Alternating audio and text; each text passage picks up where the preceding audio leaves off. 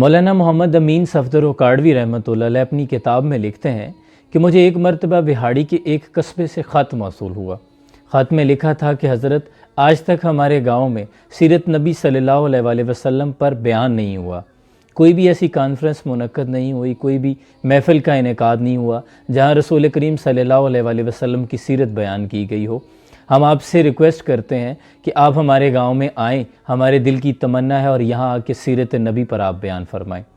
تو حضرت فرماتے ہیں کہ مجھے خط میں بڑی محبت محسوس ہوئی، تو میں نے ایک خط ارسال کیا کہ میں فلاں ڈیٹ کو آپ کے گاؤں حاضر ہو جاؤں گا۔ حضرت فرماتے ہیں کہ جب مقررہ تاریخ پر میں اس گاؤں پہنچا، ٹرین سے اترا، تانگا لیا، میں اس گاؤں پہنچا تو تمام میزبان سامنے میرے انتظار میں کھڑے تھے۔ جاتے ہی انہوں نے میرے ہاتھ میں ایک خاکی لفافہ تھمایا اور کہنے لگے کہ حضرت ہم معذرت چاہتے ہیں، ہمارے گاؤں میں تقریر نہیں ہو سکتی۔ تو حضرت کہتے ہیں میں بڑا حیران ہوا کہ یہ لفافہ کس لیے ہے۔ کہنے لگے یہ آپ کے آنے جانے کی جو آپ نے مشقت اٹھائی، اپنا وقت نکالا، یہ اس کی خدمت ہے، لیکن ہم معذرت چاہتے ہیں کہ گاؤں میں تقریر نہیں ہو سکتی۔ حضرت کہتے ہیں میں بڑا حیران ہوا اور میں نے ان سے کہا کہ اس کی وجہ کیا ہے؟ تو وہ کہنے لگے کہ حضرت ہمارے گاؤں میں تقریباً 90% لوگ قادیانی ہیں، وہ نہیں چاہتے کہ یہاں سیرت مصطفیٰ صلی اللہ علیہ وآلہ وسلم پر بیان ہو، اور آپ تو بیان کر کے چلے جائیں گے حضرت، ہم غریب لوگ ہیں، تعداد میں بھی تھوڑے ہیں، اور وہ ہمارے بیوی بچوں کو نقصان پہنچائیں گے، ہمارے گھروں کو تباہ کریں گے، ہماری عورتوں پر حملہ کریں گے۔ تو حضرت کہتے ہیں کہ بات آپ کی عزت کی یا میری عزت کی ہوتی تو میں واپس چلا جاتا۔ اب بات مدینے والے تاجدار مصطفیٰ کریم آقا صلی اللہ علیہ وآلہ وسلم کی عزت کی، ناموس کی ہے، اب یہ بیان یہاں ہو کے رہے گا۔ تو وہ کہنے لگے کہ حضرت مہربانی فرمائیں یہاں دشمنی نہ بنا دیجیے گا ہمارے لیے، ہم کمزور لوگ ہیں، آپ تو بیان کر کے چلے جائیں گے، مشکلات ہمارے لیے آئیں گی۔ تو حضرت فرماتے ہیں کہ آپ کے قریب کسی گاؤں میں یہاں کوئی نامور شخصیت، کوئی غنڈہ یا کوئی بدماش ہے؟ تو وہ کہنے لگے کہ ہاں، گاؤں کے قریب ایک قصبے میں ایک نورہ ڈاکو رہتا ہے، پورے علاقے کے لوگ اسے ڈرتے ہیں، بہت بڑا بدماش ہے۔ تو حضرت فرماتے ہیں کہ ایسا کرو تو مجھے اس کے پاس لے چلو۔ اب جب حضرت صاحب ان گاؤں والوں کے ساتھ نورہ ڈاکو کے ڈیرے پر پہنچے تو نورہ ڈاکو دیکھ کر کھڑا ہو گیا، کہنے لگا یہ مولوی ادھر کدھر آ گئے ہیں؟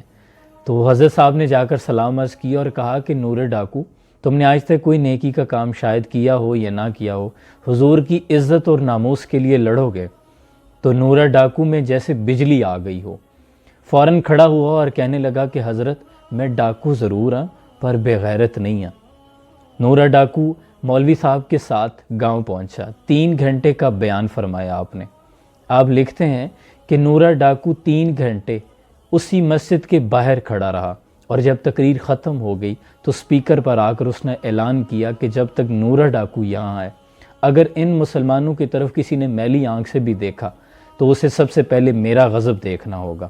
حضرت فرماتے ہیں کہ جب میں بیان کر کے واپس چلا آیا، چند مہینوں کے بعد مجھے گھر کوئی ایک شخص ملنے آتا ہے، میں باہر نکل کر دیکھتا ہوں تو ایک خوبرو شخص ہے جس کے چہرے پر داڑھی ہے، آنکھوں میں آنسو ہیں اور بڑا نفیس لباس پہنا ہے۔ تو میں نے پوچھا کہ آپ کون صاحب ہیں؟ میں نے آپ کو پہچانا نہیں۔ تو اس کی آنکھوں سے آنسو جاری ہوئے اور کہنے لگا مولوی صاحب میں نورہ ڈاکو ہوں۔ حضرت فرماتے ہیں کہ میری حیرت گم ہو چکی تھی، میں نے کہا کہ تمہارے ساتھ کیا ہوا؟ کہنے لگا کہ حضرت اس دن جب آپ تقریر کر کے واپس چلے گئے تھے، میں اپنے گھر چلا گیا، جا کر میں جب سو گیا، خواب میں مصطفیٰ کریم آقا صلی اللہ علیہ وآلہ وسلم کی زیارت ہوئی، انہوں نے میرا ماتھا چوما اور کہنے لگے کہ تم نے آج میری عزت پر پہرا دیا ہے، نورہ ڈاکو میں اور اللہ تجھ پر راضی ہیں، اللہ نے تیرے پچھلے سارے گناہ معاف فرما دیے ہیں۔ اور اب نورہ ڈاکو کی آنکھوں میں آنسو ہیں اور زبانوں سے صرف درود پاک نکلتا ہے۔ حضرت فرماتے ہیں کہ اس واقعے نے میری زندگی میں بہت اثرات ڈالے، یہ مصطفیٰ کریم آقا صلی اللہ علیہ وآلہ وسلم کی عزت اور ناموس پر پہرا دینے کا انعام تھا جو اللہ نے نورہ ڈاکو کو عطا کر دیا۔ سبحان اللہ۔